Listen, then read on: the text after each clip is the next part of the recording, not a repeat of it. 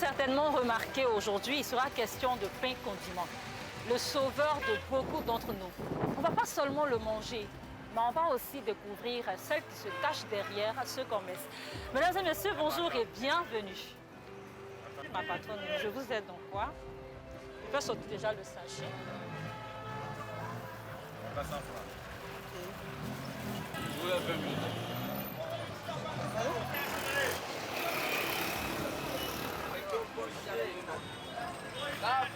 C'est là, hein? C'est là, non? Oui, c'est 2 œufs, le monsieur veut.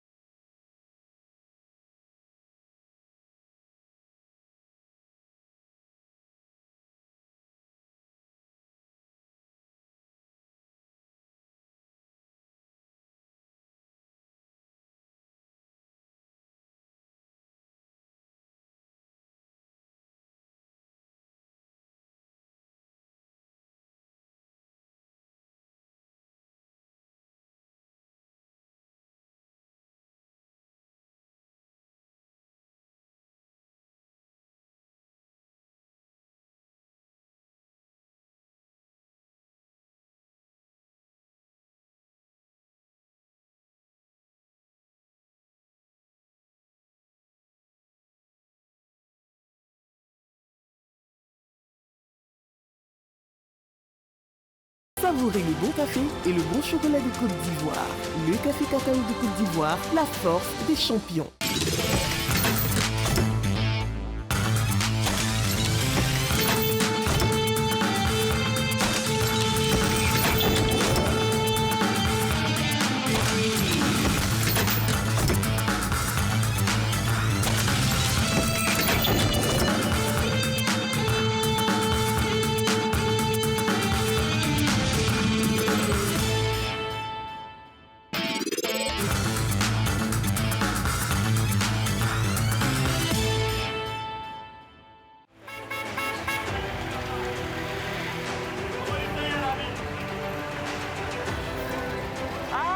Désinfecter les mains. Vous l'avez certainement remarqué aujourd'hui, il sera question de pain condiment, le sauveur de beaucoup d'entre nous.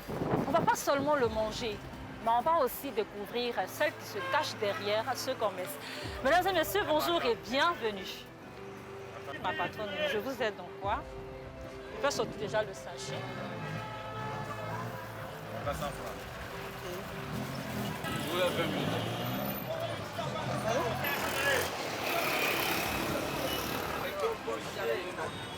C'est là, hein? C'est là, non? Oui, c'est 2 œufs, le monsieur veut.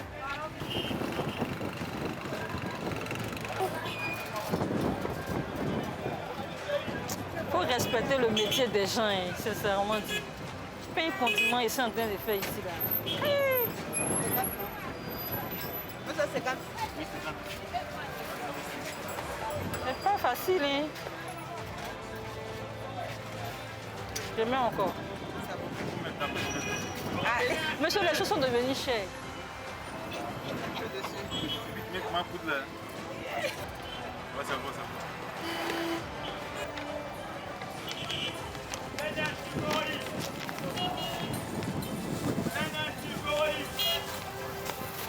Monsieur le client. Elle a petit. C'est comme ça tous les jours? Non, tous les jours. Chaque matin, c'est le petit déj. Un demi-pain, un peu de condiment, c'est bon. Juste pour la journée. Et c'est ici que ouais, tu achètes? Chaque matin. C'est quoi tu mets à l'intérieur? Je mets œufs, haricots, soja et puis oignon. Bonne dégustation. Merci à vous aussi. Et à la prochaine. Pas de soucis. Alors, la meilleure cliente de ma patronne, ma maman, comment ça va? Ça va bien, ça va, grâce à Dieu. D'accord.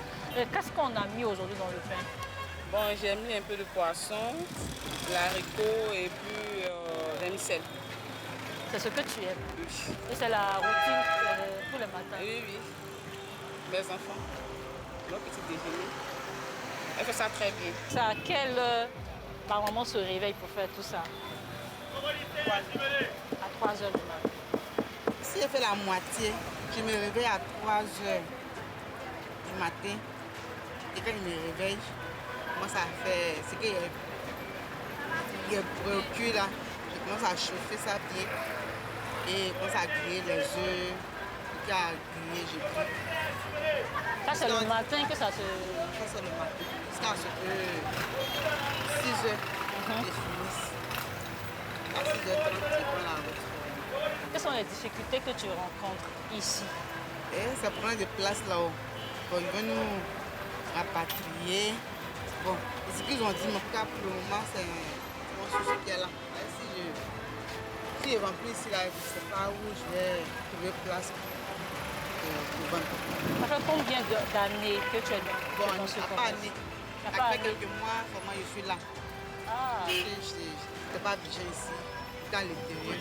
Et pour quelqu'un qui veut s'intéresser à ce commerce-là, à cette activité, vendre le pain condiment, qu'est-ce que tu peux dire à cette personne? Quelqu'un qui veut s'intéresser, il va avoir beaucoup de courage. Parce que c'est pas facile. Il faut te réveiller à 3 heures du matin. Bon, si tu veux que... Mais avant même ça, il faut faire le marché. Oui, il faut aller faire le marché. Tu finis de vendre d'abord, il faut aller faire le marché. Tu ne peux pas tout payer en même temps. Le jour où tu dis bon, j'ai fait le marché de 2 jours. C'est trop que quand tu viens là, ça finit. Donc tu es obligé de répartir au marché. Donc tu t'es réveillé à 3 heures du matin là. Quand tu vas vite fini, tu vas aller dormir. Tu ne vas pas dormir, tu vas aller au marché. Quand tu vas partir au marché à la maison, tu as comme ça à te préparer encore pour le lendemain. C'est pas facile. Combien de pains par jour? Bon, j'ai dit, j'ai commencé avec 15 pains. Jusqu'à maintenant, là, je prends souvent 30, 35, 40. Et qu'en est-il du reste? Et quand tu as vendu le pain, est-ce que tout finit en même temps? Ou bien quand ça ne finit pas, comment ça se passe? Donc souvent ça finit, souvent ça ne finit pas. Et quand ça ne finit pas, comme les boulangers disent, il y a un retour. Donc quand ça ne finit pas, je livre le pain, je l'appelle. Je dis, ah, le pain là aussi qui est resté. Donc il vient prendre. Là, il ne paye pas. Ce qui reste là, il vient chercher. Il ne paye pas. Les condiments, quand ça ne finit pas? Le reste là, lorsque ça ne finit pas, si tu as un congélateur, là tu peux conserver. Mais si tu n'as pas de congélateur, tu paies. Parce que quand le lendemain, c'est gratis. Et même si tu as un congélateur, par exemple, ce qu'on appelle vermicelle, tu ne peux pas conserver cela. Donc forcément, ça reste là, tu es obligé de verser. Et c'est crudité aussi. Les gens demandent, mais souvent quand tu fais là, tu ne peux pas envoyer, tu ne payes pas. Donc ça aussi là, on ne peut pas conserver, ça se gâte aussi. Le pain condiment, ce n'est pas seulement un repas rapide. C'est aussi une activité qui fait vivre de nombreuses femmes. Entre courage et débrouillardise, elles participent chaque jour à nourrir la population. Comme quoi, derrière chaque pain bien garni, il y a bien plus qu'un simple sandwich. Alors, Matin Bonheur se poursuit avec Thierry Angeval. On vous donne rendez-vous pour la semaine prochaine. Au revoir. Maman, on va dire au revoir. Au revoir.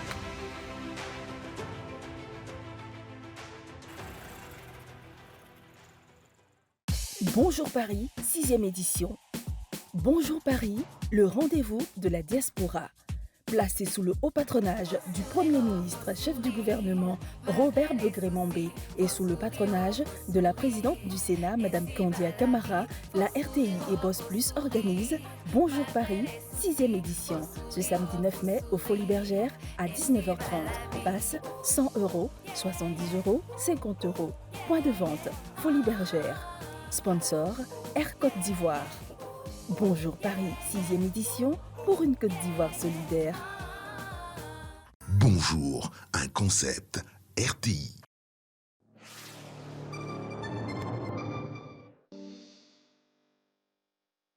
Une nouvelle saison de votre émission Notre fonction publique, moderne et performante au service de tous. Le rendez-vous qui vous donne toutes les informations sur la fonction publique. Notre fonction publique moderne et performante au service de tous. C'est tous les mercredis après le JT de 20h sur RTI 1.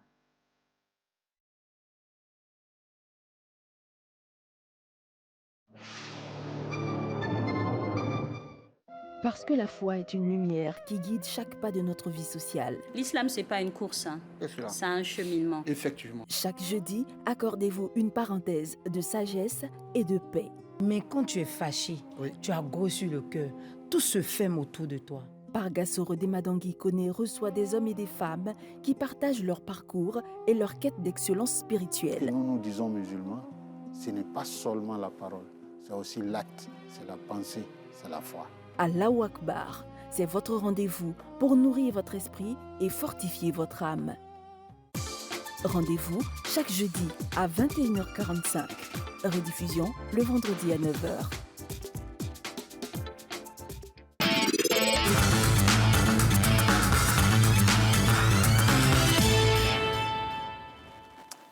Voilà, bonjour à tous et merci de nous retrouver pour ce numéro de l'intégrale qui sera un peu spécial parce que nous allons le faire tout seul et avec la complicité de la régie, on va y aller maintenant pour le premier titre de cette intégrale de la revue de presse qui s'intéresse bien évidemment au SILA 2026 qui a refermé ses portes le dimanche passé. SILA au cours duquel, bien évidemment, lors de la cérémonie officielle d'ouverture, le chef de l'État Alassane Ouattara était présent, on peut le voir ici à l'image, avec le vice-président de la République, le Premier ministre et des chefs d'institutions. SILA qui aura permis, bien évidemment, au commissaire général de cette activité de dire que si la culture et le livre constituent l'âme, eh bien le SILA est devenu le carrefour de l'intelligence africaine, là où la plume dialogue avec le monde. Ce sont les mots de Ange-Félix Ndakpri, donc commissaire général du SILA. Et ce SILA était placé sous le thème « Lire pour bâtir », une thématique forte et fédératrice, car selon Ange-Félix Ndakpri, eh bien, un enfant qui lit devient un adulte qui pense. Et le SILA donc, est une affirmation d'une Côte d'Ivoire qui croit aux idées. Durant 5 jours, le SILA 2026 a proposé une programmation variée pour tous ceux qui y étaient. Ils ont pu le constater. On a eu la journée à Kwaba le 28 avril, donc premier jour, avec l'accueil et la proclamation des prix littéraires. On a eu la journée du Béquet qui s'est tenue, elle, le 1er mai. Bouaké, donc, qui était la ville hôte pour cette édition du SILA. Et comme activité pour ce SILA, on a eu des conférences, des tables rondes, des masterclass et ateliers, et, des thématiques aussi importantes ont été abordées, des thématiques diverses telles que l'intelligence artificielle, les enjeux éditoriaux africains, la place des médias dans la diffusion du livre, toutes ces thématiques-là qui ont permis de donner ces notes de noblesse cette année au SILA. Et le pays à l'honneur pour cette édition 16 du SILA, c'était le Liban. Liban qui a déployé un stand magnifique pendant cette édition. Pour tous ceux qui y étaient, ils ont pu le constater. Et Bouaké, on l'a dit, qui était la ville hôte, a occupé une place centrale, notamment dans la journée du 1er mai où le maire ministre de cette ville, Amadou Koné, a salué cette reconnaissance territoriale accordée cette année à la ville de Bouaké. Et il faut savoir que la journée du 30 avril était dédiée à la jeunesse et elle a été marquée par l'intervention de la première dame Dominique Ouattara, première dame qui a incité les jeunes à lire davantage et qui les a encouragés à se construire et à développer leur esprit critique à travers la lecture. Elle a notamment cité les bibliobus de la Fondation Children of Africa, qui sont une véritable mine d'or de savoir, qui auront permis, selon les mots de la première dame, à près de 500 000 enfants d'avoir accès à la lecture gratuitement. Et il faut savoir aussi que des prix ont été remis.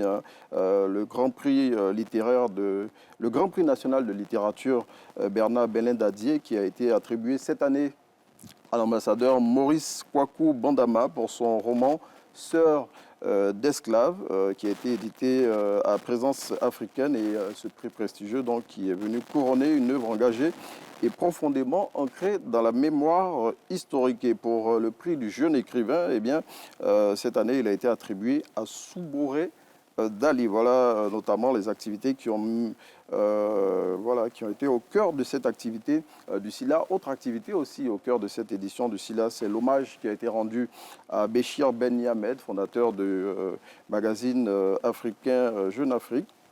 Et en termes de chiffres, eh bien, il faut retenir que cette année, le SILA a enregistré près de 200 000 visiteurs selon les organisateurs. Et sur le plan économique, donc, les organisateurs ont annoncé des chiffres un peu au-delà de ceux de l'année dernière. L'année dernière, c'était 100 millions de francs CFA qui avaient été enregistrés. Et cette année, eh bien, c'est 200 millions de francs CFA qui ont été collectés au cours de ce SILA pour plus de 60 000 livres qui ont été écoulés.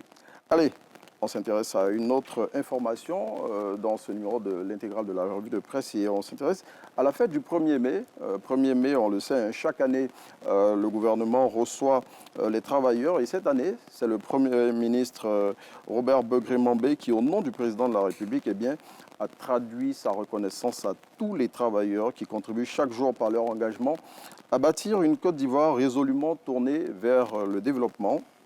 Et selon le Premier ministre Robert Begré-Mambé, donc, les progrès sociaux qui ont été enregistrés depuis 2012 en faveur des travailleurs sont le fruit d'un dialogue social dynamique pour lequel eh bien, les centrales syndicales ont apporté une contribution déterminante. Il s'est par ailleurs félicité des résultats tangibles acquis à travers la trêve sociale qui est en place depuis quelques années. Donc pour lui, ce bel instrument majeur de consolidation du dialogue social et du partenariat gagnant-gagnant avec les travailleurs donc, a permis d'instaurer un cadre serein pour pouvoir négocier des conditions de travail plus intéressantes pour les travailleurs. Et les travailleurs donc, qui ont été reçus par le Premier ministre tout en réaffirmant leur soutien au gouvernement pour toutes ces initiatives, eh bien, ont plaidé notamment pour que la prime ado passe qui est un 13e salaire, eh bien donc cette prime eh bien, deviennent trimestrielles. Et à côté de cette demande, ils ont fait donc d'autres demandes au gouvernement. Et quant au ministre de l'Emploi, de la protection sociale et de la formation professionnelle, Adama Kamara, et lui, à son tour, il a salué l'adhésion des travailleurs aux instruments de protection sociale tels que la couverture maladie universelle, la complémentaire par capitalisation et le régime social des travailleurs indépendants. Et il faut savoir aussi qu'à l'occasion de cette fête du travail, eh bien, des syndicats ivoiriens ont réitéré leur demande de revalorisation du SMIC, donc le salaire minimum interprofessionnel, pour le porter à 150 000 francs CFA. Ils ont salué le gouvernement et l'ont remercié d'avoir porté ce SMIC à 75 000 francs CFA depuis janvier 2023, mais ils ont plaidé donc pour que ce SMIC passe à 150 000 francs CFA. Autre événement qui a marqué le week-end passé ici en Côte d'Ivoire, eh bien, c'est le Festival des musiques urbaines d'Anoumabo, donc 18e édition de ce festival qui, depuis quelques années, eh bien, est devenu l'un des baromètres culturels de la Côte d'Ivoire. Donc, le coup d'envoi de cette 18e édition qui a été donnée à l'Institut national de la jeunesse et des sports de Marcory, activité qui, à l'instar de toutes les éditions passées, eh bien, a connu plusieurs articulations avec de grandes scènes et des artistes internationaux qui se sont succédés, comme des artistes nationaux aussi, qui se sont succédés sur ces scènes. Et le point d'orgue de cette 18e édition du FEMUA s'est tenu à Dembokro, la ville haute cette année, ville décentralisée donc, Dembokro qui a abrité l'apothéose de cette 18e édition du Festival des musiques urbaines d'Anoumabo. Et on le voit ici à l'image avec le ministre maire de la ville de Dembokro, Adama Koulibaly, et donc, qui a été le chef d'orchestre de cette apothéose de la 18e édition du FEMUA à Dembokro, FEMUA auquel ont participé cette année plus de 100 artistes devant près de 100 000 festivaliers, donc, avec plusieurs articulations sur plusieurs sites, notamment à l'Institut français d'Abidjan. On a eu des concerts gratuits comme chaque année. Et en résumé, selon Fraternité Matin, donc, le FEMUA 2026 a confirmé son statut de rendez-vous majeur en Afrique de l'Ouest, réussissant à allier divertissement de masse et débat de fond sur l'avenir du numérique sur le continent. Autre sujet auquel on s'intéresse dans ce numéro de l'Intégrale, eh bien, c'est la fraude sur les numéros de châssis, fraude contre laquelle le ministère des Transports est engagé, et le ministère des Transports qui durcit donc le ton et qui resserre l'étau autour du système dénommé Djakoumani. Bon, Djakoumani, il faut savoir que c'est chat en langue malinké.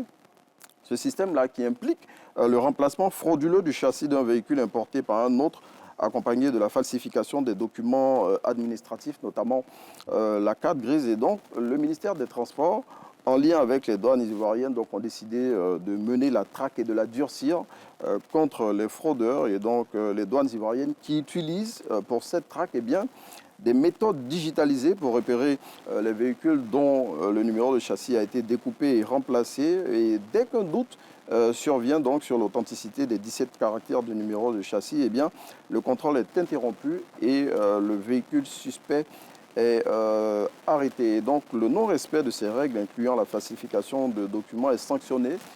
Il faut le savoir, notamment par la mise en fourrière et des poursuites pénales avec des amendes pouvant aller de 500 000 à 5 millions de francs CFA. Et pour avoir plus d'informations sur le sujet, eh bien, il faut lire le numéro du rassemblement de ce jour. Autre sujet, le port d'Abidjan a un nouveau directeur général par intérim. Il s'agit de M. Kassoum Traoré, qui a été nommé en qualité de directeur général par intérim en remplacement de M. Insié, qui a été nommé ministre et qui a intégré le gouvernement. Et selon les informations communiquées, ces désignations s'inscrivent dans une démarche de continuité de la gestion du port autonome d'Abidjan dans un contexte marqué par des enjeux liés à la performance, à la compétitivité et à la modernisation des infrastructures. Plus de précision dans le numéro du mandat de ce jour. Et on va refermer ce numéro de l'Intégrale de la revue de presse par un retour qui fait tâche. C'est celui de Valérie Yapo, donc, qui lance un nouveau courant au sein du PDCI, un courant dénommé Héritier pour la démocratie et la légalité au PDCI, courant qu'elle présente comme une plateforme de réflexion et d'action. Et selon elle, ce mouvement entend œuvrer à la préservation des valeurs fondatrices du parti et promouvoir une gouvernance plus inclusive, mais aussi renforcer la crédibilité du PDCI. Et pour tout savoir sur ce sujet, eh bien, il faut lire le numéro de ce jour du quotidien L'Avenir. Allez, on chute ici pour ce numéro de l'Intégrale de la revue des Unes. Et bien évidemment, on passe le relais à Thierry Hirschval pour la suite de Matin Bonheur. Deux grandes articulations avant de vous retrouver. D'abord au marché en compagnie de Cécile lui-même et ensuite l'Intégrale en compagnie de Renaud parce que nous sommes tout simplement mardi. Bonjour à tous et bienvenue à moi. Oui, et je vous retrouve avec beaucoup de plaisir. Bonjour Renaud. Bonjour. L'Intégrale aujourd'hui ouais. Avec vraiment l'Intégrale. Oui. Oui. L'Intégrale. On va s'asseoir. On a essayé autant que faire se peut. On a essayé autant que faire se peut de livrer. Bon. L'intégrale de ce qu'on a pu collecter. Oui, bien sûr. Les téléspectateurs ont dû le remarquer, on était seuls aujourd'hui. On va faire un coucou à Dr Touré, qui n'a pas pu venir pour quelques petits soucis de santé. On lui passe le bonjour et on espère que ça va, il va mieux se porter. Bien sûr, on lui fait un petit coucou. Donc, alors, on a fait un peu le récap. On a parlé du SILA. Le SILA qui a été ce gros événement qui a permis, bien sûr, à tout le monde d'apprendre à lire, de retrouver l'amour de la lecture et puis d'aimer les livres, tout simplement. Surtout. Et ensuite, on a eu le FEMUA. Il faut dire que la Côte d'Ivoire était très... les semaines ont été très charnières. Oui, parce que les fumées même du Massa n'étaient pas encore retombées. Quand on a plongé dans le FEMUA et le SILA, qui cette année, pour parler comme quelqu'un, ont fait un featuring, qui ont démarré le même jour et ont refermé leur porte pratiquement le même jour aussi. Donc la Côte d'Ivoire, je veux dire, si besoin en était en train de prouver qu'elle est la plaque tournante de la culture. Voilà, plaque tournante de la culture, que ce soit musicale, culture littéraire, en tout cas sur tous les plans, on est là, quoi. Et on le sait, le FEMUA a refermé ses portes à Dinbokro avec ce conseil de clôture, cette belle initiative pour rapprocher bien sûr ces artistes de ces populations qui n'ont pas toujours la possibilité de les voir ici dans ces salles feutrées à Abidjan. Et donc voilà, et dans ces grands espaces aussi de concerts, donc Mewe, Didipé, Rosine Layo, Black M, à Dinbokro. c'était magique. Franchement, et sous la direction du ministre maire de la ville, qui a permis aux populations, bon, j'imagine que chaque année maintenant, le FEMUA, quand il doit se tenir, chaque responsable de localité fait un gros lobbying pour accueillir l'édition, pour accueillir l'édition décentralisée, parce que, comme vous l'avez dit, ça permet de rapprocher ces stars-là que les populations veulent voir toucher, mais qui n'en ont pas la possibilité de ces populations-là. Et accueillir le FEMUA aujourd'hui, c'est mettre la lumière sur sa localité. Et surtout, lorsque les Magic System ou bien Garo Production se déplacent, on se déplace toujours avec une école. Donc, quoi de plus normal. Merci beaucoup, Renaud, pour l'intégrale. Avec lui, aujourd'hui, on fait un petit coucou à nos docteurs qui nous accompagnent pour l'intégrale tous les mardis. Donc, allez, on va marquer une pause avec Martha Kissi pour le flash d'information. Et nous, on va se retrouver pour la suite de Matin Bonheur. On va parler droit aujourd'hui, parce que nous sommes mardi. À tout de suite. Bonjour Paris, 6e édition. Bonjour Paris, le rendez-vous de la diaspora. Placé sous le haut patronage du Premier ministre, chef du gouvernement, Robert Begré-Mambé, et sous le patronage de la présidente du Sénat, Mme Candia Camara, la RTI et Boss Plus organisent Bonjour Paris, 6e édition, ce samedi 9 mai au Folies Bergère à 19h30. Passe 100 €, 70 €, 50 €. Point de vente, Folies Bergère. Sponsor, Air Côte d'Ivoire. Bonjour Paris, 6e édition, pour une Côte d'Ivoire solidaire. Bonjour, un concept RTI.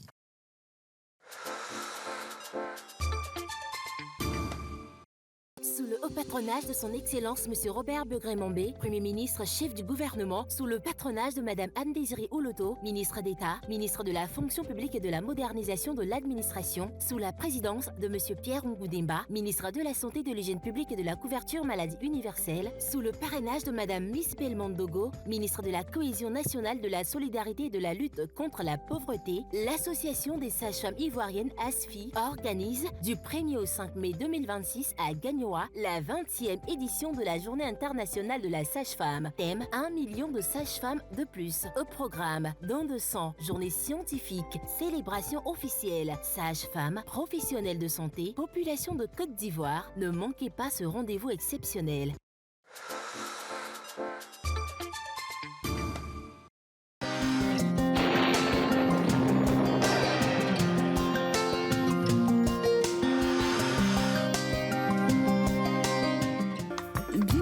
Mesdames et messieurs, les régions du sud et de l'ouest observeront une bonne couverture nuageuse en début de matinée, puis progressivement le soleil prendra le dessus. Partout ailleurs, le temps sera partiellement nuageux et ensoleillé. Les températures pour la matinée, ce sera 25 degrés à Bengourou, 27 degrés à Abidjan, 26 degrés à Adiaké, 25 degrés à Bandoukou, 24 degrés à Boaké, 25 degrés à Bouna, 24 degrés à Boundiali, également à Daloa, 25 degrés à Dimbokro, 23 degrés à Gagnoa, 21 degrés à Guiglo, 24 degrés à Congo, 25 degrés à Korogo, 22 degrés à Mans, 24 degrés à Odiné, 25 degrés à Sassandra et San Pedro. On aura 23 degrés à Séguéla, 24 degrés à Soubré, Tabou, 25 degrés à Tiasalé, 22 degrés à Touba et 23 degrés à Yamoussoukro.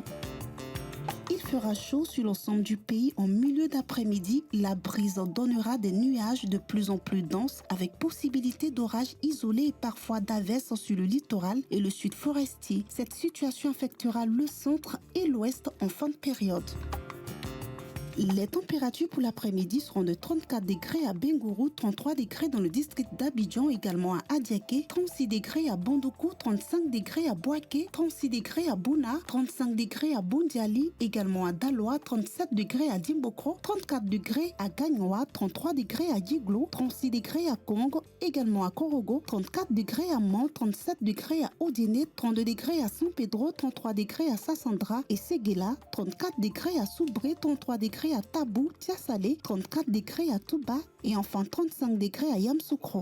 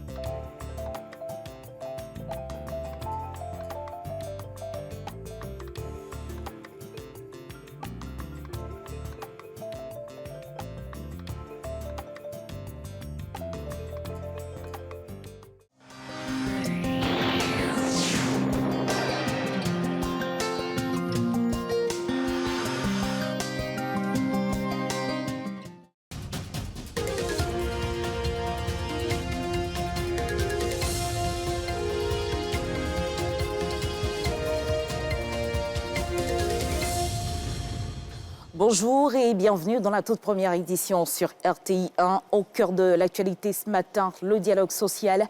La ministre d'État, ministre de la fonction publique, Anne-Désirée Oloto, a reçu hier les syndicats signataires de la trêve.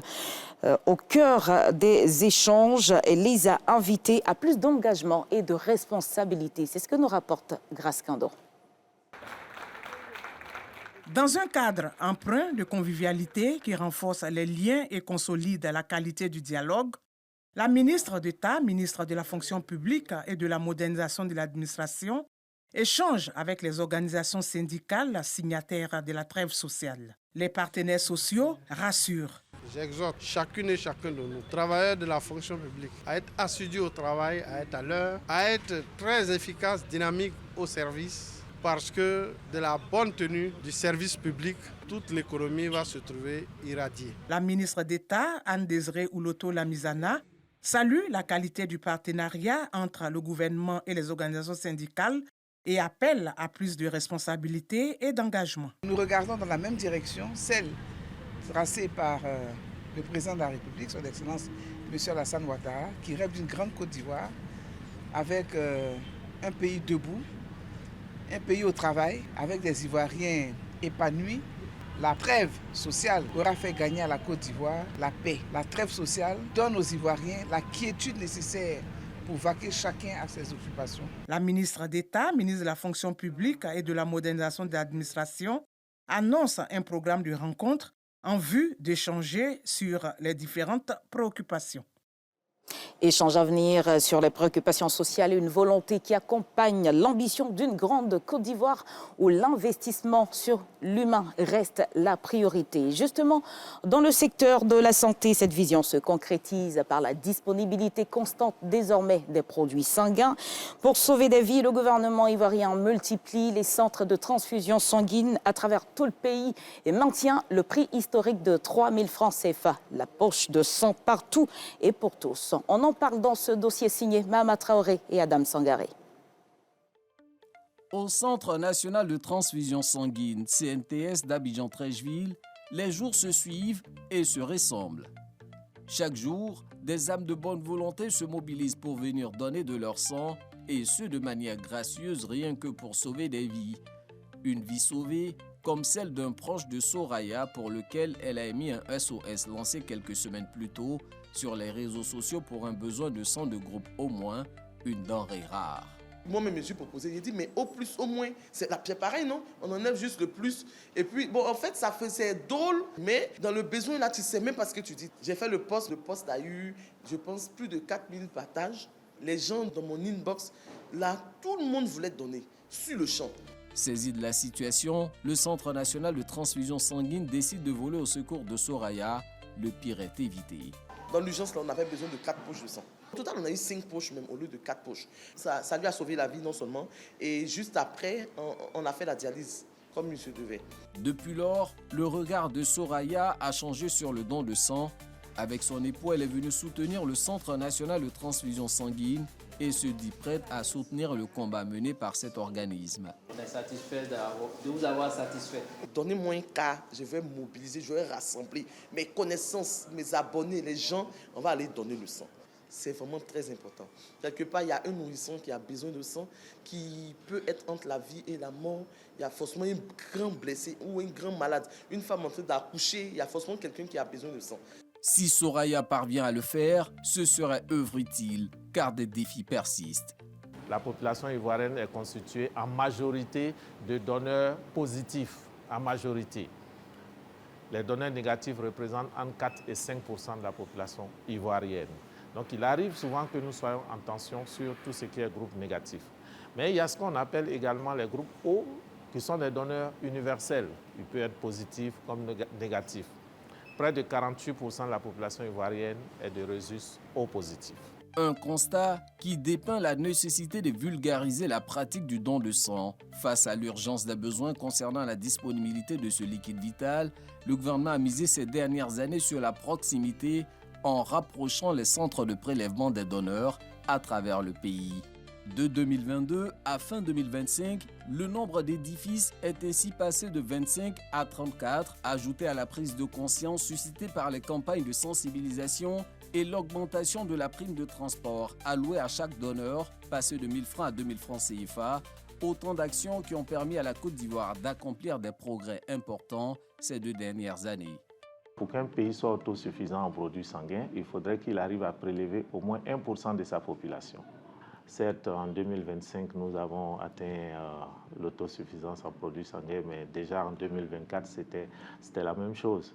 Et pour 2026, déjà ce premier trimestre qui s'est achevé, nous avons réussi à satisfaire tant bien que mal les demandes, les besoins en sang de l'ensemble des hôpitaux, mais le besoin en sang est toujours là. Selon les experts, une poche de sang peut à elle seule sauver jusqu'à 3 vies. Dans les 450 ml de sang prélevés auprès de chaque donneur, peuvent être extraits 3 produits que sont les plaquettes sanguines, les concentrés de globules rouges et le plasma. Une fois traités dans ces laboratoires sophistiqués, les tubes sont soumis à un contrôle de qualité. Passé cette étape, la poche de sang est acheminée vers les établissements de santé demandeurs afin de soulager les malades. L'État subventionne le coût de production du sang. C'est vrai que le donneur vient donner le sang gratuitement, mais tout ce qui rentre dans la sécurisation du sang, dans le prélèvement du sang, jusqu'à ce que la poche arrive au lit du malade, l'État ne dépense pas moins de 60 000 francs CFA. Des produits sanguins disponibles, mais aussi accessibles à moindre coût. Le gouvernement a fixé le prix de la poche de sang à seulement 3 000 francs CFA, un prix uniformisé à la fois pour les hôpitaux publics que privés afin d'en finir avec la spéculation dans ce domaine. Une mesure dont bénéficie cette mère d'un enfant malade de cancer dont le traitement nécessite régulièrement du sang. On nous avait dit que pour avoir les poches de sang, c'est très difficile et que des fois ça coûtait 20 000, 30 000, 25 000, que c'est difficile. Voilà. Mais aujourd'hui, j'ai constaté que ce n'est pas le cas. On paye 3 000 francs pour le sang. Bon, on va avec un agent de santé. Voilà, c'est lui maintenant qui va acheter la poche de sang. Ce qui confirme que la demande des poches de sang se gère désormais directement entre les hôpitaux et le CNTS, plus de contact avec les malades ou parents. Cette politique d'accessibilité aux produits sanguins va s'intensifier. D'ici fin 2026, 10 nouveaux centres régionaux de transfusion sanguine vont ouvrir pour un total de 44. Nous avons beaucoup de donneurs qui veulent donner, mais par manque de proximité avec des structures de transfusion sanguine n'arrivent pas à donner leur sang. Nous allons faire en sorte que les populations soient contentes de venir dans un centre de transfusion sanguine. Voilà pourquoi nous sommes en train de moderniser l'ensemble de toutes ces structures-là. En somme, c'est un centre de transfusion sanguine solidaire de toute la population, solidaire des malades, solidaire des professionnels de santé, afin que nul ne meure parce que nous n'avons pas pu trouver une poche de sang. Dans cette grande Côte d'Ivoire, les produits sanguins vont continuer à se rapprocher davantage des usagers, même dans les contrées les plus reculées, avec l'aide de la technologie de la livraison par drone, actuellement en cours de déploiement. Voilà, don de sang, acquis, défis et perspectives pour une grande Côte d'Ivoire. C'est un dossier signé Mahamar Traoré. Parlons de transparence à présent. Le système de gestion des finances publiques ivoiriennes passe à l'examen. Gouvernement et partenaires internationaux sont réunis à Abidjan pour évaluer nos performances budgétaires. L'objectif, c'est de s'aligner sur les meilleurs standards mondiaux pour renforcer la crédibilité de l'action publique. Les détails avec Lanciné Bakayoko.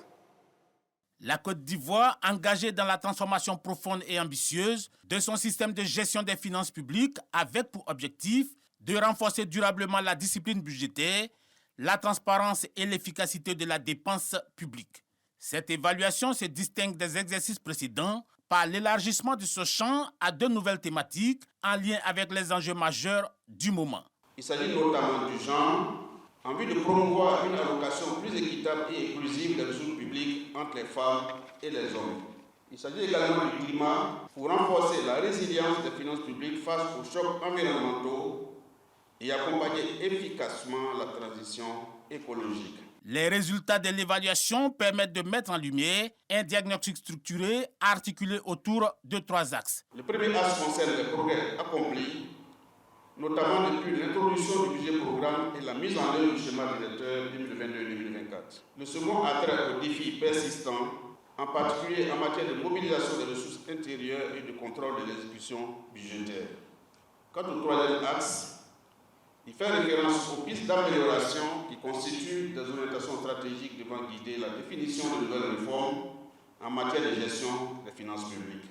D'autres solutions complémentaires nécessaires à l'efficacité de l'action publique ont besoin d'être implémentées selon les partenaires techniques et financiers.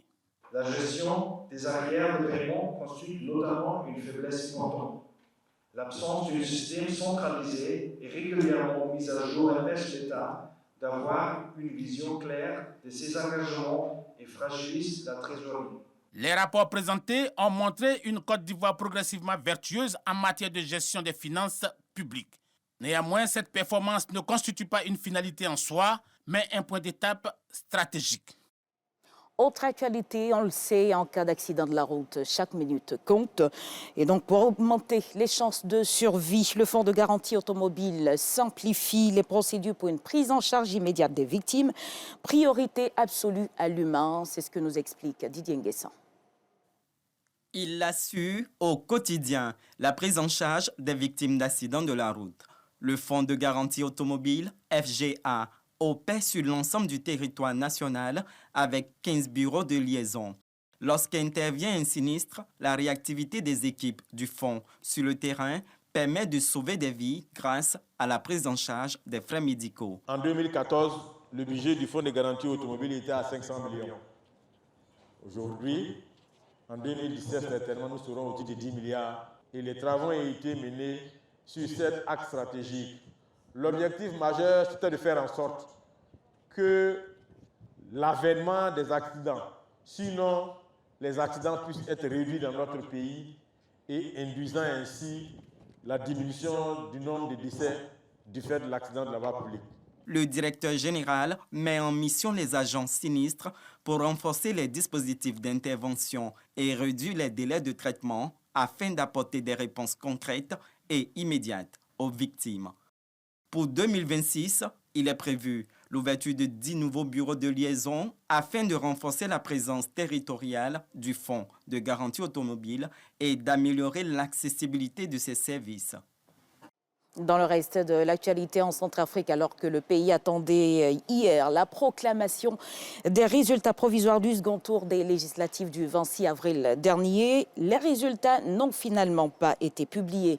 Selon le code électoral, ces résultats peuvent être rendus publics dans un délai de 8 jours après le scrutin. L'autorité nationale des élections confirme de son côté que l'ensemble de ses activités est actuellement paralysé. Elle annonce l'ouverture de discussions avec le personnel en grève afin de trouver une issue rapide.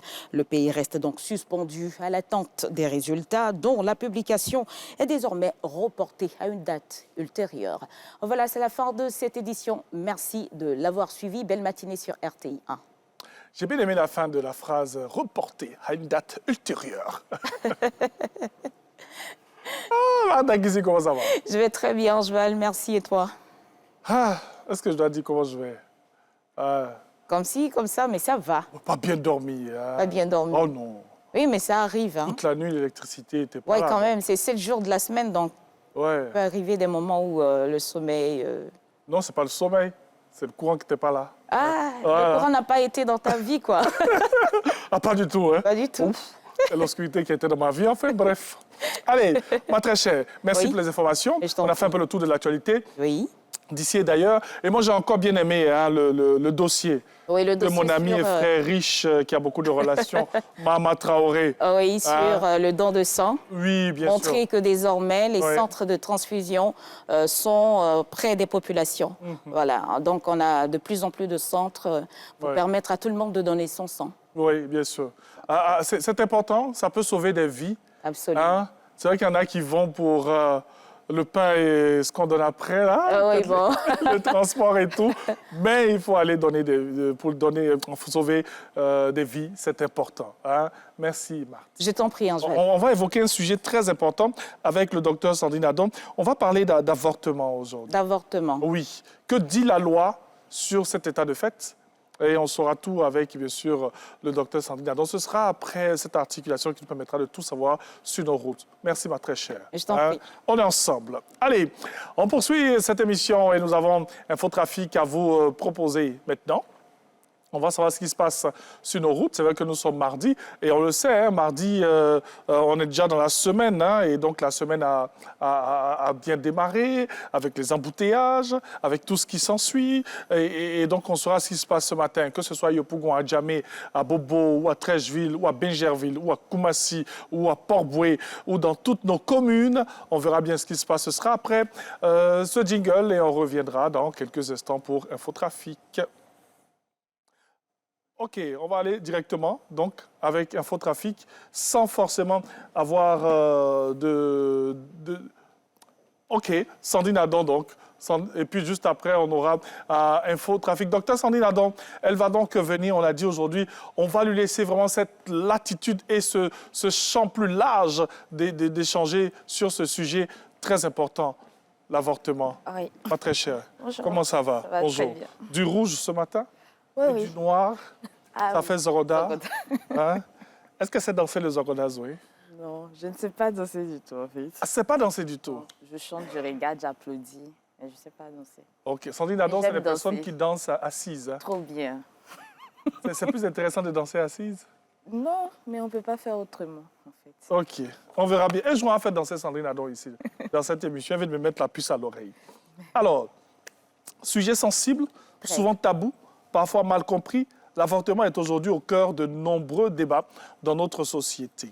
Entre croyances, pression sociale, réalité économique et urgence sanitaire, beaucoup de décisions se prennent dans l'ombre. Aujourd'hui, avec nos cas pratiques, nous allons répondre à plusieurs questions que beaucoup de personnes se posent et surtout régler des situations très importantes, on va dire très désobligeantes, dans lesquelles les personnes se trouvent. Donc, je disais, très important d'évoquer ce sujet, l'avortement, sur le plan du droit? Oui, sur le plan du droit et puis socialement aussi quand même. Parce qu'en fait, beaucoup de personnes ne savent pas que c'est une infraction. Bien sûr, ces personnes-là vont savoir cela juste après ce jingle.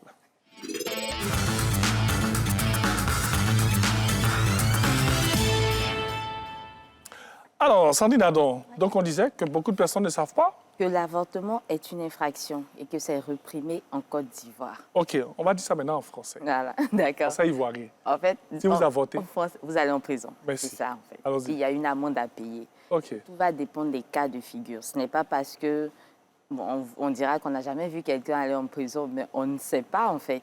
Tous ceux qui vont en prison, vous ne savez pas pourquoi est-ce qu'ils vont en prison. Donc, c'est une infraction, c'est grave. C'est vrai que parfois, au regard des droits de l'homme, au regard de tout ce qui est droit humain, il y a parfois ce petit débat-là entre droit de la femme et droit à la vie de l'enfant. Donc, c'est ce qui fait que parfois, on se dit au nom du droit de la femme, donc de son droit à disposer de son corps, certains pensent que c'est une liberté. De l'autre côté, on a le droit à la vie de l'enfant qui est garanti. Donc, on se dit que si la mère prend la décision d'avorter comme elle le veut, l'enfant ne viendra pas au monde. Donc, il y a un peu ce débat-là qui se fait. Mais le droit ivoirien, en l'état des choses, a tranché. Pour avorter, il faut vraiment entrer dans un canevas strict que la loi établit. Si vous n'entrez pas dans ce canevas-là, c'est une infraction, purement et simplement. Peu importe la méthode que vous utilisez. Peu importe la méthode. OK. Surtout quand on sait qu'il y a des méthodes bizarres. Un peu trop bizarres. La plante de la mémé au marché. Alors, cas 1, cas pratique 1, ce sont juste des plantes. Je parlais de ça à l'instant. Nadia, 23 ans, étudiante à Yopougon, a un retard de règles après une relation non protégée. Une amie lui conseille une décoction traditionnelle efficace pour faire revenir les règles. Rassurée par le côté naturel, elle consomme le mélange. Quelques jours plus tard, elle fait une forte douleur abdominale et comprend qu'elle était enceinte. Question. Juridiquement parlant, l'utilisation des plantes ou recettes traditionnelles est-elle considérée comme un avortement? Oui. Oui, okay, vraiment et simplement. Pourquoi? Parce que l'article 425 le prévoit. On va rapidement lire la définition de l'avortement que la loi nous donne. Constitue l'avortement l'emploi d'aliments, breuvages, médicaments, substances, manœuvres, violences ou de tout autre moyen en vue de provoquer l'expulsion prématurée de l'embryon ou du fœtus, quel que soit le moment de la grossesse où cette expulsion est pratiquée, que la femme y ait consenti ou non. OK. On peut reprendre pour que ce soit plus clair. On va reprendre. Constitue l'avortement. Après, on va dire ça en français. D'accord. Ouais. Donc, allons déjà. Pourquoi on parle d'avortement? On parle d'avortement lorsque quelqu'un utilise des aliments, des breuvages. Les breuvages viennent à la base de quoi? Des plantes et tout ça. Donc, est-ce que utiliser des plantes peut constituer un avortement? Oui. Médicaments, substances, manœuvres, violence ou de tout autre moyen. Tout autre moyen, ça veut dire que tout ce que vous allez utiliser dans le but de provoquer l'expulsion prématurée avant donc la naissance de l'enfant ou du fœtus, quel que soit le moment de la grossesse. Donc, ça veut dire que même si vous pensez que c'est un retard, on a dit quel que soit le moment de la grossesse. Donc, il n'y a pas de délai prévu pour dire que vous êtes en train de pratiquer un avortement. Donc, quel que soit le moment de la grossesse où cette expulsion est pratiquée, que la femme y ait consenti ou non, donc qu'elle soit d'accord ou non, à partir du moment où vous remplissez les conditions qui ont été prévues, vous êtes en train de commettre un avortement. Donc, est-ce que les plantes ou l'utilisation de plantes constitue un avortement? Oui, à partir du moment où ça entraîne l'expulsion du fœtus ou de l'embryon. Bien sûr. Alors, en français, ivoirien, plante de la tata, là, dès que tu utilises ça net pour faire avortement, voilà. Tu es dans le problème. C'est ça. Voilà. C'est ça. Alors, le caractère naturel traditionnel ne change pas la qualification juridique? Pas du tout. OK. Le but que vous poursuivez est atteint. On verra plus tard que même si le but n'est pas atteint, à partir du moment où vous l'avez utilisé pour le faire, mais ce n'est pas votre faute si ce n'est pas atteint, mais vous avez voulu le faire. Donc, on utilise des plantes ou peut-être des mesures plus médicales, plus modernes, ça reste un avortement. Donc, la loi a vraiment ratissé l'âge pour tenir compte de tous les moyens que vous allez utiliser pour entraîner l'expulsion du fœtus. Okay. Mais il y a deux aspects très importants qu'on pourrait mettre sur la table. Il y a l'ignorance de la grossesse ou de la loi. Oui, est-ce que ça peut exclure la responsabilité de tout et chacun? Alors, au niveau de l'ignorance de la grossesse, puisqu'il faut quand même l'intention, on dit qu'elle y est consentie ou non. Ça veut dire que même si elle n'a pas consenti, au moins elle savait qu'elle était enceinte. Donc, l'ignorance de la grossesse, oui. Mais quand quelqu'un dit une femme dit qu'elle a un retard, bon, après, à moins qu'il n'y ait un problème biologique ou une maladie, on sait déjà à quoi s'attendre. Donc, c'est implicitement ou de manière consciente, si on ne veut pas être mauvaise langue, on sait qu'on est enceinte. Enfin, je suppose. Maintenant, avant d'avoir, je veux dire, des données médicales pour en attester, mais généralement, on le sait. Maintenant, en ce qui concerne l'ignorance de la loi, là, ce n'est pas une excuse. Il y a un adage juridique qui dit « nul n'est censé ignorer le droit ». Certes, mais... Oui, c'est vrai que à côté, on peut dire, oui, on n'avait pas l'information, on ne savait pas. Mais est-ce que vous vous êtes renseigné avant de le faire? Si c'était tellement normal, peut-être qu'on allait le voir placardé partout. Oui, mais docteur... Personne n'allait se cacher, je suis d'accord. Ah, OK. Mais je comprends très bien, mais c'est juste qu'on aime trop se cacher derrière le « on ne savait pas ». On ne savait pas. Alors que justement, on ne savait pas, ce n'est pas une excuse, ce n'est pas une cause qui ne va pas vous faire porter la responsabilité. Peut-être qu'on va vous donner la plus petite des sanctions, mais ça ne vous exonère pas de votre responsabilité. Donc, l'ignorance de la grossesse, oui, parce qu'il n'y avait pas forcément l'intention derrière, mais l'ignorance de la loi, non. Peut-être qu'on peut vous trouver des excuses atténuantes, mais pas toujours. Donc, il ne faudrait pas se cacher derrière l'ignorance de la loi pour commettre des actes répréhensibles. Alors, c'est vrai qu'on a dit beaucoup de choses. On a dit ce que la loi prévoit lorsqu'il y a interruption, on utilise des plantes et tout ce qu'on veut. Mais comment cette loi prouve-t-elle l'existence d'une interruption volontaire de la grossesse? Alors, je vais dire que c'est là qu'on va avoir peut-être recours au au témoignage, à l'aveu peut-être, mais parce que justement, il y a des données médicales. Je pense que quand vous... une femme qui vient de se procurer l'avortement, quelqu'un qui a avorté, il y a forcément des examens médicaux qui permettent de constater qu'à un moment donné, elle a été enceinte. Oui, il y a tout un processus. Il y a tout un processus. Donc, je veux dire que ce ne sont pas les juges et c'est pour ça que l'enquête existe. Ce n'est pas parce que quelqu'un a porté plainte ou qu'on a su que telle personne avait commis tel acte et qu'on a porté plainte contre cette personne qu'on ne va pas avoir des preuves. Ils vont enquêter. ils vont suivre le processus de la procédure pénale, donc recourir aux informations, faire les enquêtes, avoir recours aux données biologiques. Et c'est là que les professionnels de la santé aussi entrent en ligne de compte. Donc, ce ne sont pas les juges en tant que tels qui vont aller chercher les informations, mais vont faire appel aux experts. Et ça vaut dans tous les cas de figure au niveau des enquêtes. Chaque fois que nécessaire, on a recours aux experts. Donc ici, on va peut-être avoir recours aux données médicales pour avoir les informations, peut-être de l'aveu même. Si par exemple, une femme, je donne un exemple très simple, peut-être elle a réussi à se procurer l'avortement, il y a des complications. Mais quand elle arrive à l'hôpital, qu'il y a un problème qui se pose, que le médecin, par exemple, voilà, finalement, on a les preuves à partir de ces aveux. Ou bien alors, le médecin peut constater que cette personne-là a eu à commettre tel acte ou tel acte. Voilà. On va avoir recours à l'enquête pour pouvoir déterminer s'il y a eu avortement ou pas. Donc, un recours aux experts. Merci, Sandrine Adon. Avant la prochaine pause, nous allons proposer le deuxième cas pratique. Et on revient bien sûr là-dessus. Je ne savais pas que j'étais enceinte. Clarisse a 30 ans, employée de bureau, prend des médicaments conseillés par une collègue pour nettoyer l'organisme après un retard de règles. Elle ignorait être enceinte. Quelques jours plus tard, elle fait une fausse couche. Question.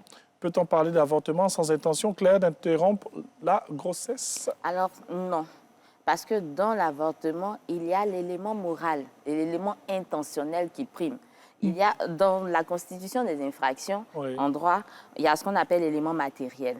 Surtout l'élément légal. Donc, il faut que la loi prévoie que ça, c'est une infraction.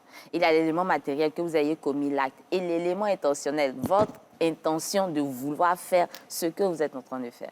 Donc ici, ne sachant pas qu'elle était enceinte, elle ne pouvait pas valablement vouloir interrompre une grossesse. Donc à partir de là, l'infraction n'est pas constituée puisque l'élément intentionnel manque. Il y a des infractions, des circonstances où on va dire que l'élément intentionnel n'existe pas. Par exemple, quelqu'un qui va griller un feu, c'est-à-dire il venait... Bon, c'est vrai que parfois dans griller un feu, il y a un élément intentionnel derrière. Il peut y avoir des situations où, par exemple, quelqu'un traverse au moment où vous passez. Sans le vouloir, vous cognez cette personne. C'est pour ça qu'on va parler de coups et blessures involontaires parfois, puisqu'il y avait l'absence de volonté. Or, dans le cas de figure de l'avortement, il faut que vous ayez voulu, vous procurer cet avortement ou quelqu'un vous procure cet avortement, même si, dans un temps, ça peut être avec votre accord ou sans votre accord, mais vous savez déjà que vous êtes enceinte.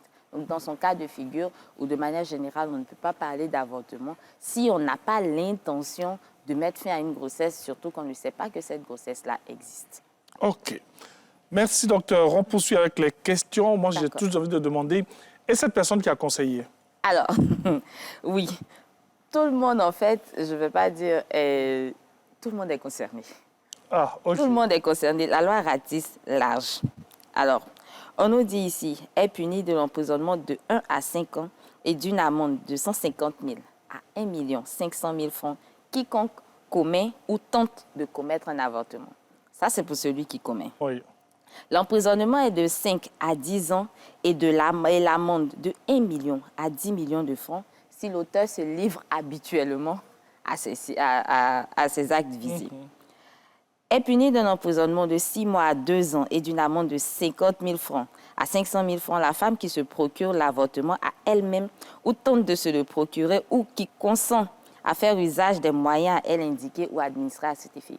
Déjà, si c'était la dame en question, Clarisse, si elle était concernée, voilà la peine qu'elle aurait, qu'elle aurait eue ou qui lui serait appliquée. Elle est punie d'un emprisonnement de 6 mois à 2 ans, comme je l'ai dit tout à l'heure. Quand il s'agit de personnes qui appartiennent au corps médical, on va remonter à la peine qui va jusqu'à 10 ans d'emprisonnement. Mais ici, il ne s'agit pas d'une personne qui fait partie du corps médical. Il s'agit de quelqu'un d'autre. Donc, est puni d'un emprisonnement de 6 mois à 3 ans et d'une amende de 100 000 francs à 1 million de francs CFA quiconque provoque au délit d'avortement. Quiconque provoque, c'est-à-dire qu'au délit d'avortement, soit par des discours proférés dans les lieux publics, aux réunions publiques, donc ça intéresse beaucoup de personnes, ceux qui sont dans la rue qui disent on vend telle chose. Voilà. Médicaments pour. OK. Soit par la vente, la mise en vente, ou l'offre, même non publique, ou par l'exposition, l'affichage ou la distribution sur la voie publique, dans les lieux publics ou par la distribution à domicile. En fait, la loi a mis tellement de cas pour pouvoir intégrer toutes les situations. Ces personnes-là aussi risquent 6 ans à 3 ans d'emprisonnement, soit par la publicité des cabinets médicaux non agréés. Il y a ces personnes-là. Également, les mêmes peines sont prévues pour quiconque met en vente, fait vendre, distribue de quelque manière que ce soit les substances ou objets quelconques dans le but donc de procurer l'avortement. Donc ça veut dire qu'elle peut risquer de 6 mois à 3 ans d'emprisonnement. Seulement que ici, on a déterminé qu'il n'y avait pas avortement. Bien sûr. Donc, s'il n'y a pas avortement, on ne peut pas vous poursuivre pour quelque chose qui n'existe pas. Merci. Surtout que son ami ne lui a pas demandé, enfin, de l'aider à avorter. Elle lui a donné quelque chose pour nettoyer son organisme, en fait. OK. Merci beaucoup, Sandrine Adam. Et on a 1 ou 2 questions encore sur ce cas pratique. Et on va aller avec d'autres cas pratiques. On en a beaucoup aujourd'hui. Juste le temps pour moi de marquer une petite pause avec l'agenda et puis de marcher un peu dans le studio, parce que j'ai un peu sommeil là. Allez, à tout de suite.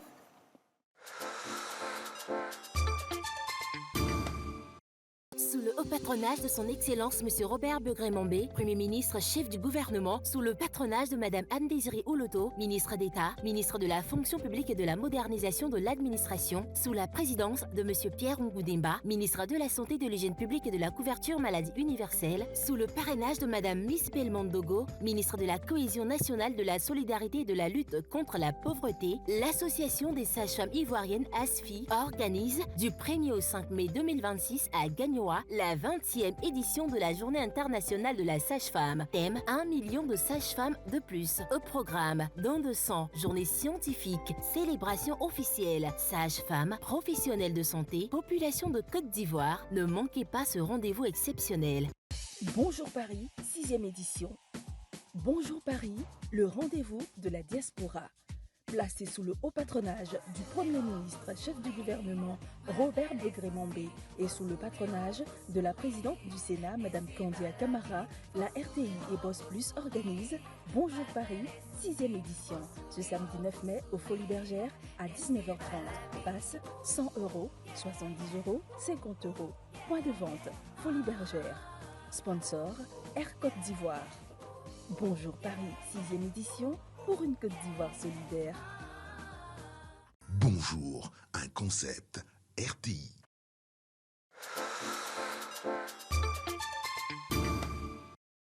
Bonjour Paris, 6e édition. Bonjour Paris, le rendez-vous de la diaspora.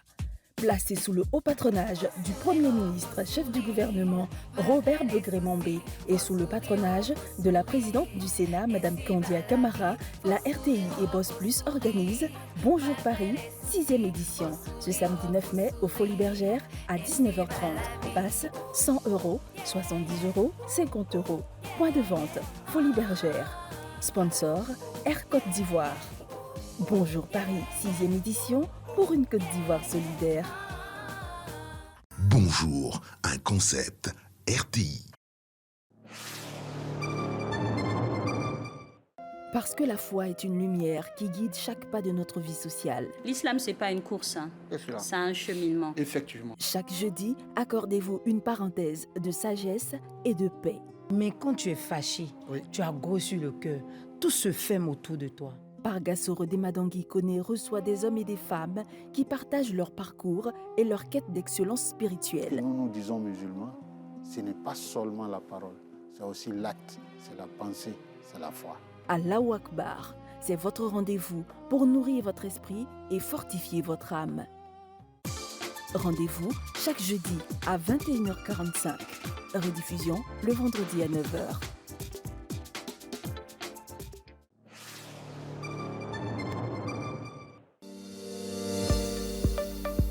Une nouvelle saison de votre émission Notre fonction publique, moderne et performante au service de tous. Le rendez-vous qui vous donne toutes les informations sur la fonction publique. Notre fonction publique, moderne et performante au service de tous. C'est tous les mercredis après le JT de 20h sur RTI 1.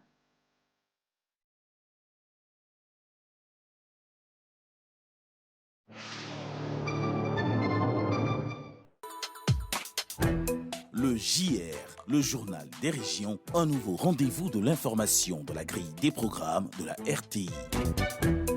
Tous les dimanches à 15h sur RTI 1. Suivez les reportages, dossiers et interviews de nos reporters, nos correspondants sur place dans les districts et régions de la Côte d'Ivoire. Le JR, le journal des régions, c'est l'information plus proche de vous, l'information de proximité sur RTI 1.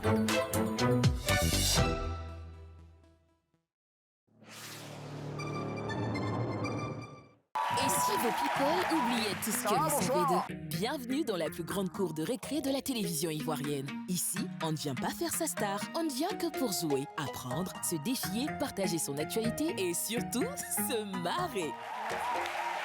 Deux équipes, un plateau, des épreuves déjantées, des moments de culture et un maître du jeu intrépide. Vos célébrités comme vous ne les avez jamais vues. Allume la télé, l'émission qui fait jouer vos personnalités préférées, orchestrée par Jean-Michel Aunin, tous les vendredis à 21h sur RTI 1.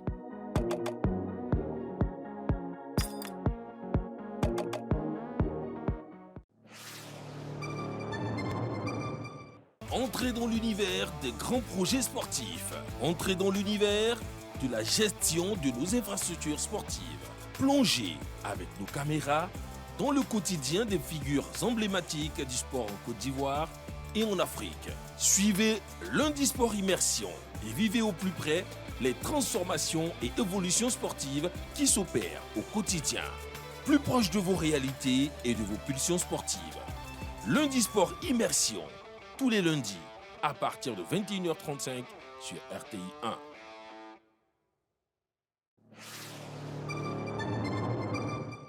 Séries, films, émissions, replay.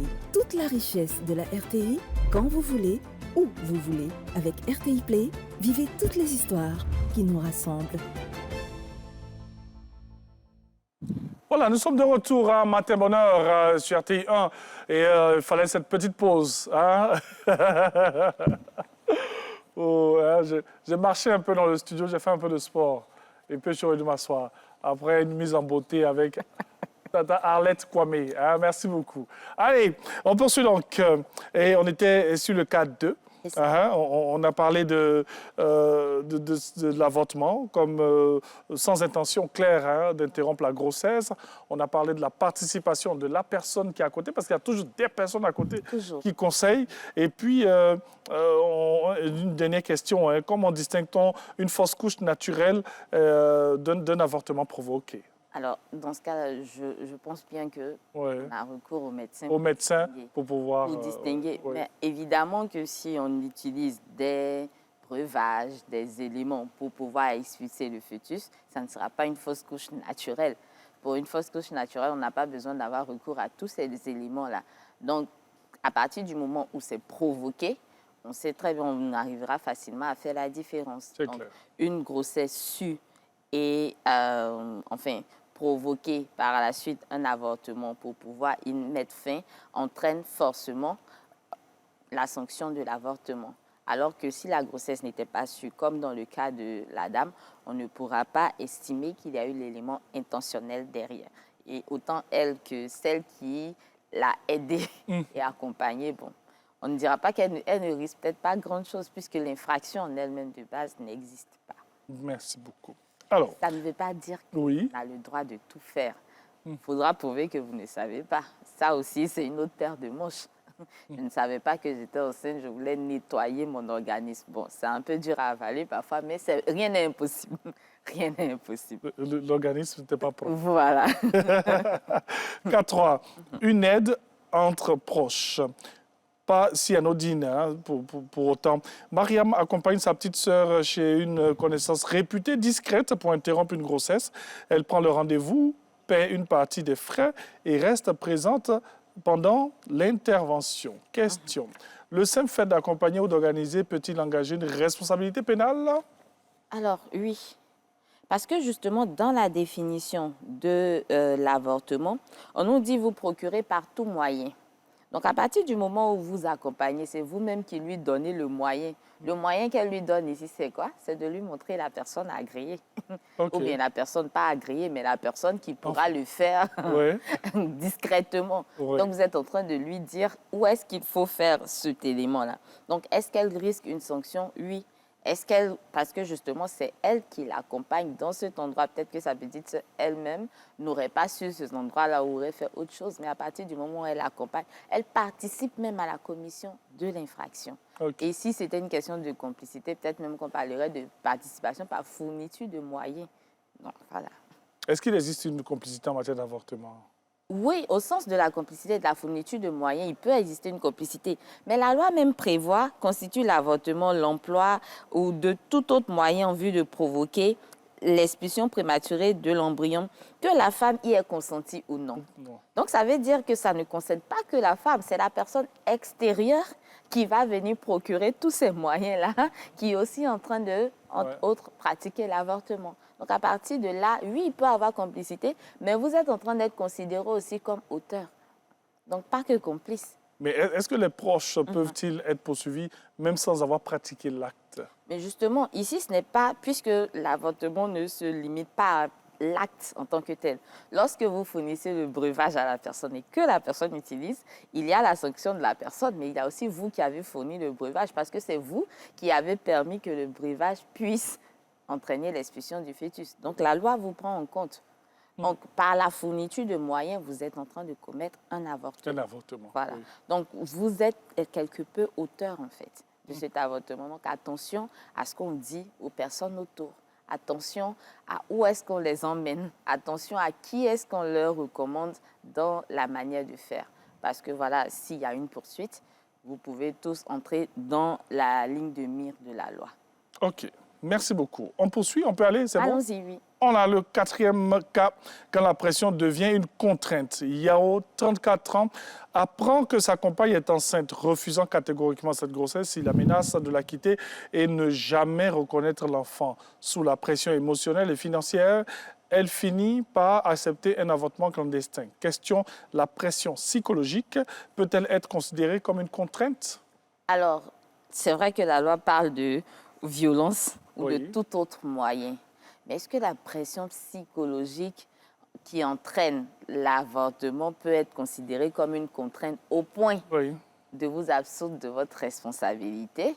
Je ne pense pas. Peut-être que ça pourra constituer une circonstance atténuante dans la sanction, pour dire qu'il y a eu tous ces éléments autour, mais au fond, c'est qu'une contrainte psychologique. On va dire que c'est grave. Je m'excuse de dire que ce n'est qu'une contrainte psychologique. Ce n'est pas très bien de le dire. Mais ce n'est pas ça qui entraîne immédiatement l'avortement, en fait. Ici, il ne l'a pas forcée à avorter. Il a simplement dit qu'il ne va plus être avec elle. Mais il a joué sur sa vulnérabilité. Tout à fait, mais à condition de décider que c'était ça ou c'était l'élément déterminant. Comment on arrive à prouver que c'est ça l'élément déterminant, que c'est le fait qu'il refuse en fait d'assumer cette grossesse qui a pu entraîner cet avortement-là. Donc, il faut vraiment arriver à trouver le lien. Mais sinon, le fil est trop tenu. Ce n'est pas du tout. Voilà. Ce n'est pas une raison suffisante pour entraîner ou pour pouvoir déterminer l'existence d'une violence qui a entraîné l'avortement.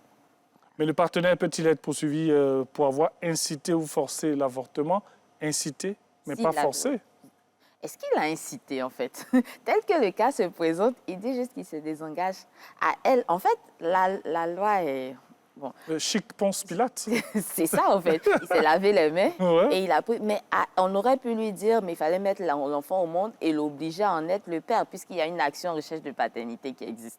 Donc, si c'était simplement parce qu'il dit qu'il ne sera pas le père, la loi encore donne l'opportunité de l'obliger à être père.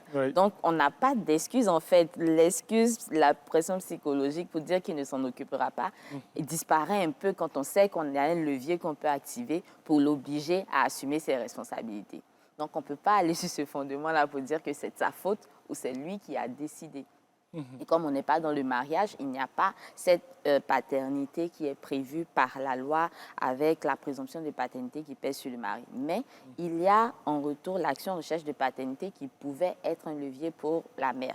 Donc si elle le fait, on peut penser que c'est son choix même si ce n'est pas très... Il accepte de jouer un rôle, mais arriver à tenir sa responsabilité dans l'avortement, ça sera vraiment compliqué, dans le cas de figure. Bien sûr. On n'est pas en train de l'exonérer. Non, voilà. Pas du tout. Alors, on va donc poursuivre avec un autre cas. Sinon, moi, je vais vous poser deux, trois questions encore. Il n'y a pas de problème. Voilà. Comment la justice prouve-t-elle ce type de pression? Parce qu'on parle de pression psychologique, émotionnelle et tout. Comment la justice prouve ça concrètement? Alors, ici, dans le cadre de l'avortement, c'est vrai qu'on n'a pas parlé de la pression, qui pousse à entraîner ou à commettre un avortement. Ce n'est pas ce que la loi prouve. On a dit tout autre moyen qui entraîne l'expulsion du fœtus. Donc, on peut penser que c'est quelque chose de matériel.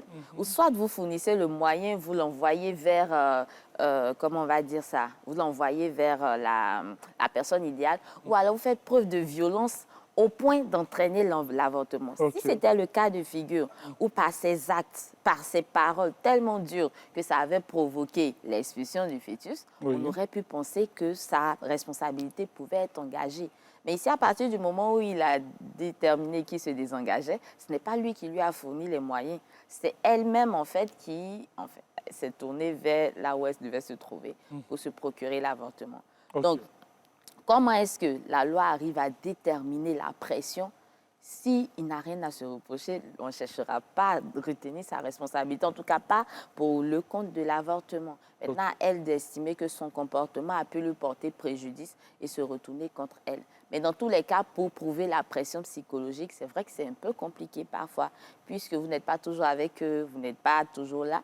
Mais il y a des messages, il y a des mots, il y a des éléments. Et comme la preuve se fait par tout moyen, si vous avez des preuves, vous pouvez les faire parvenir et les juges analyseront. Est-ce que la responsabilité est-elle atténuée pour la femme? Parce que c'est la femme? Non, non. Justement, parce que c'est la femme, c'est parce que même que... Bon, en fait, il faut pas lire le français. Non, allons-y, allons-y. C'est parce que c'est la femme... C'est la femme même que la loi la condamne. Par exemple, on dit elle est punie d'un emprisonnement de 6 mois à 2 ans et d'une amende de 50 000 à 500 000 francs. La femme qui se procure l'avortement à elle-même, ou tente de se le procurer, ou qui consent à faire usage des moyens à elle indiqués ou administrés à cet effet. Donc, ça veut dire que c'est parce qu'elle est la femme, elle est censée protéger, cet enfant-là, que la loi la condamne pour une peine qui part de 6 mois à 2 ans d'emprisonnement. Donc, elle n'est pas exonérée. C'est vrai que par rapport à l'autre ou à la personne qui commet cette infraction-là, on va aller de 1 an à 5 ans. Mais si c'est la femme qui se procure elle-même cet avortement, on va de 6 mois à 2 ans d'emprisonnement. C'est vrai que vu sous cet angle-là, il y a un peu une sorte d'atténuation déjà parce que c'est elle-même qui se procure. Mais je pense aussi que c'est une grosse sanction pour elle, puisque le législateur estime que c'était à elle, de porter cet enfant-là et que finalement, elle ne le fait pas. Donc, ce n'est pas parce que c'est une femme, parce que de toute façon, c'est la femme seule qui peut avoir un enfant. Donc, c'est parce que justement, c'est la femme que la sanction va s'appliquer. Mais il y a même des circonstances aggravantes en matière d'avortement. Par exemple, l'emprisonnement est de 2 à 5 ans et l'amende de 200 000 à 2 millions de francs CFA s'il en est résulté une stérilité, des atteintes graves à la santé physique, gynécologique ou mentale de la victime. Et puis, l'emprisonnement est de 10 à 20 ans s'il en est résulté la mort de la victime. Donc, il y a des circonstances aggravantes qui sont prévues. Mais c'est vrai que dans la situation, on peut penser qu'il peut y avoir des circonstances exceptionnelles atténuantes pour la femme qui ne savait pas ou ce genre d'éléments-là, si on a pu retenir l'existence de l'avortement, mais que quand même on veut condamner. Donc, il faut vraiment faire attention à ce qu'on dit, mais ne pas dire que retenir l'intervention du compagnon parce qu'il a refusé d'être l'auteur de la grossesse pour aller faire un avortement. Retenir ce comportement-là comme cause, c'est vraiment très, très mince. C'est vraiment très, très mince. Arriver à faire le lien avec ça, c'est vraiment... C'est pas évident, pas du tout. Cas 5, le faux professionnel de la santé, le piège fatal. Afoué à 27 ans. Il y a une Afoué ici dans le studio. Donc, quand j'ai dit Afoué, tout de suite, elle a eu peur. Afoué à 27 ans, vendeuse à Abidjan. Elle tombe enceinte alors qu'elle n'est pas prête pour avoir un enfant. C'est vrai, ça, Afoué? Ah, OK. Une amie lui recommande, une amie qui se nomme Adé, lui recommande une clinique discrète tenue par un homme qui se nomme Bamba, qui se fait passer pour un infirmier et lui promet une intervention rapide, sans douleur et sans trace. Après l'intervention, Afoué fait une hémorragie grave et doit être admise en urgence à l'hôpital, nous dit son frère Diarra. L'enquête révèle que l'homme n'a aucune qualification médicale et qu'il pratique clandestinement depuis plusieurs mois contre rémunération, et il fait la même chose que son frère Gerson. Alors, question, le fait de pratiquer un avortement sans qualification médicale constitue-t-il une infraction spécifique? Oui, ça reste toujours un avortement. Ben oui. C'est vrai que l'ordre des médecins pourra le poursuivre pour usage de faux et pour fausse qualité et tout ça. Mais également, la loi relative à l'avortement, disons, l'article qui traite de l'avortement, l'article 425, a déjà prévu cela. On nous dit que l'emprisonnement est de 5 à 10 ans et l'amende de 1 million à 10 millions de francs CFA si l'auteur se livre habituellement aux actes visés à l'alinéa 1. Donc, ça veut dire qu'à partir du moment même qu'il ait la qualité ou non, on peut le poursuivre pour l'absence ou le défaut de qualité sur une autre forme parce qu'il est en train de faire de la pratique illégale de médecine. Oui, c'est du faux. Et c'est du faux. Mais ici, il risque déjà 5 à 10 ans d'emprisonnement et une amende de 1 million à 10 millions de francs CFA.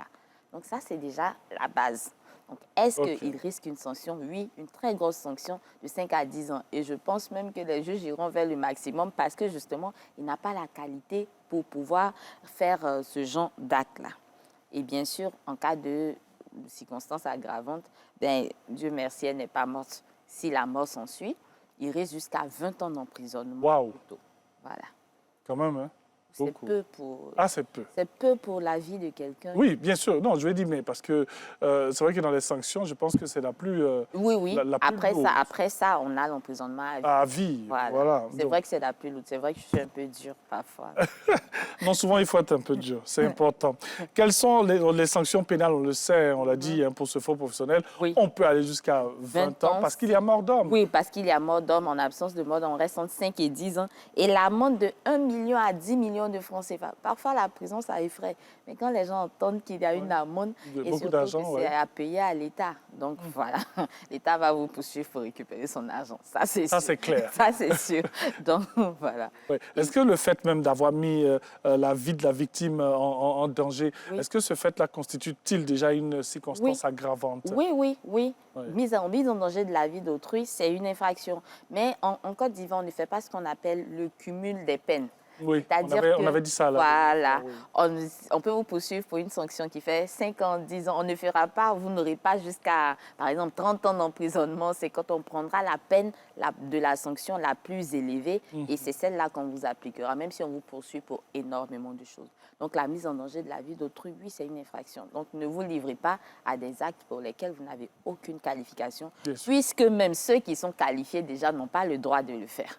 De forte raison, vous. Donc vous, c'est encore c'est pire. C'est pire, c'est grave. Voilà. Est-ce que juridiquement, on peut démanteler un tel réseau? Oui, c'est possible. Mais c'est justement pour ça que les enquêtes existent. Et c'est pour ça qu'on encourage aussi parfois la dénonciation. Parce que quelqu'un qui n'a pas la qualification nécessaire pour le faire va entraîner des conséquences parfois irrémédiables pour la vie de la mère en question. Donc souvent, je veux dire que parfois même la stérilité, c'est le moindre mot par rapport à la mort. Donc si la mort s'ensuit, c'est trop grave. Donc c'est possible de démanteler ces réseaux-là parce que les gens ont des enquêtes, des techniques d'enquête. Moi, je pense bien que nos OPJ, nos officiers de police judiciaire sont très forts. Mais il faut quand même dénoncer et la dénonciation, c'est possible. On ne dira pas que c'est M. Angeval qui a dénoncé parce qu'il a vu la clinique à côté, non. Mais c'est anonyme, on ne dira pas votre nom. Donc, quand il y a la possibilité de dénoncer ce genre d'éléments, parce qu'on ne sait jamais qui peut conseiller telle chose à quelqu'un de notre entourage. Donc, il vaut mieux dénoncer pour que ces réseaux-là soient démantelés, pour ne pas que ça arrive à quelqu'un qui est proche de nous. Merci beaucoup. K6, sauver la mère ou préserver la grossesse. Ici, il y a quelque chose que je voulais ajouter. Allons-y, oui.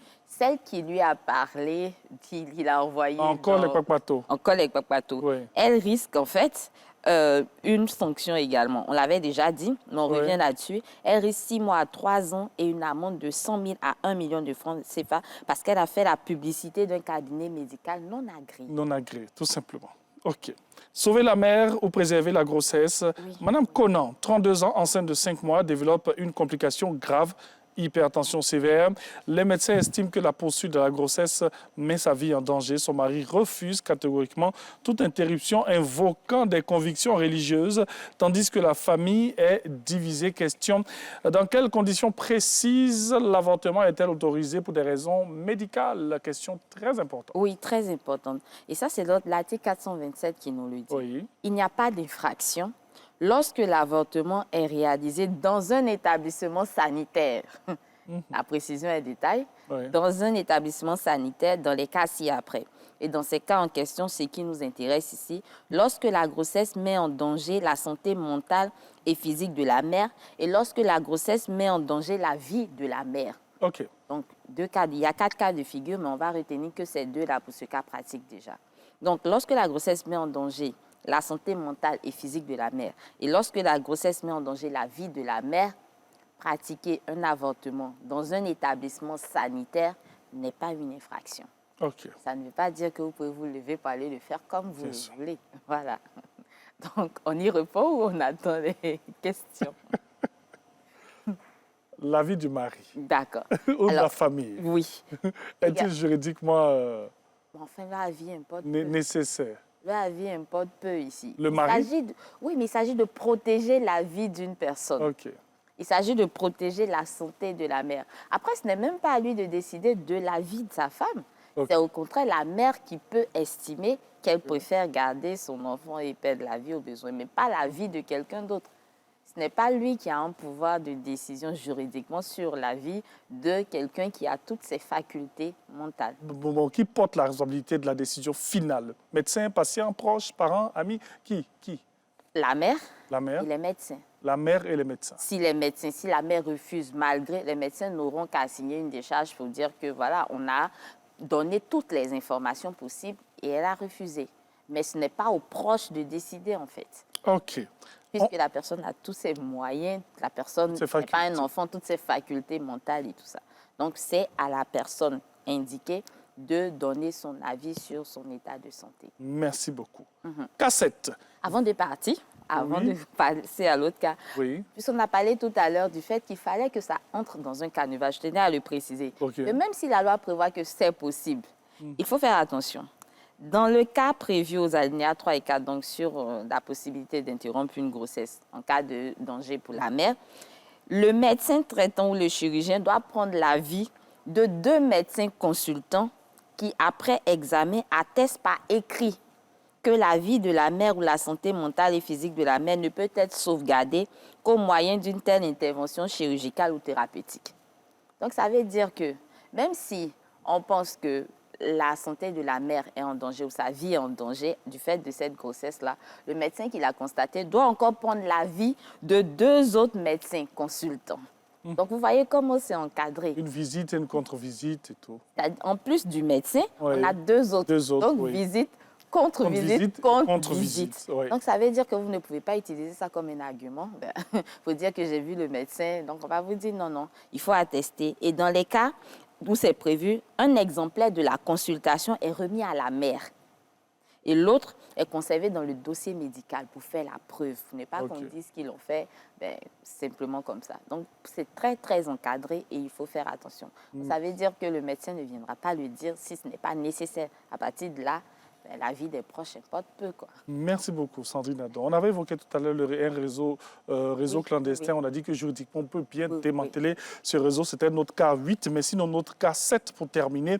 Viol et grossesse. L'urgence face à la loi. Aminata, 16 ans, tombe enceinte après un viol traumatisé. Elle refuse de poursuivre la grossesse. Sa famille veut agir rapidement et discrètement pour éviter un scandale, mais certains proches craignent des poursuites judiciaires. Question très importante, la grossesse issue d'un viol change-t-elle le régime juridique de l'avortement? Oui, oui. OK. Et ça, c'est une des avancées que notre loi a pu faire en 2024. Donc, terre à terre? De manière très terre à terre, en cas de viol et en cas d'inceste, ce sont des 4 cas de figure, plus ces deux cas-là, plus les 2 qu'on vient d'évoquer. Ce sont dans ces 4 cas de figure-là seulement que l'avortement n'est pas une infraction. OK. Et en ce qui concerne le viol, donc, le médecin ne peut pratiquer l'avortement qu'après avoir reçu la preuve de l'ouverture d'une information judiciaire. Ça veut dire quoi? Que vous avez porté plainte. Donc, c'est-à-dire que vous avez été malheureusement victime d'un viol et une grossesse s'ensuit. Si vous souhaitez mettre fin à cette grossesse, vous ne pouvez pas le faire de vous-même. Le médecin traitant peut le faire, mais il doit avoir la preuve que vous avez déjà porté plainte. Donc, il y a une information judiciaire qui est ouverte. Sans ça, ça sera toujours une infraction. Merci beaucoup. Sandrine Adam, elle va donc venir là. Aujourd'hui, on a dit que c'était plus long. C'était plus large parce qu'il fallait vraiment s'étaler sur ce sujet. Et puis, on a beaucoup appris. Sandrine Adam, toujours un plaisir. Hein, on est en Zogoda aujourd'hui. Donc, voilà. On espère que vous avez pris plaisir à être en notre compagnie. Donc, on va tranquillement se retrouver demain pour un cours de mercredi. Merci de suivre RTI 1, la chaîne qui rassemble et qui ressemble aux Ivoiriens. Dieu vous garde. N'oubliez jamais de le mettre au centre de tout. Je n'ai jamais cessé de dire ça. Parce que c'est le seul qui gère. Sans lui, là, on est zéro. Dieu vous garde. Au revoir. Amen. Savourez le bon café et le bon chocolat de Côte d'Ivoire. Le café cacao de Côte d'Ivoire, la force des champions.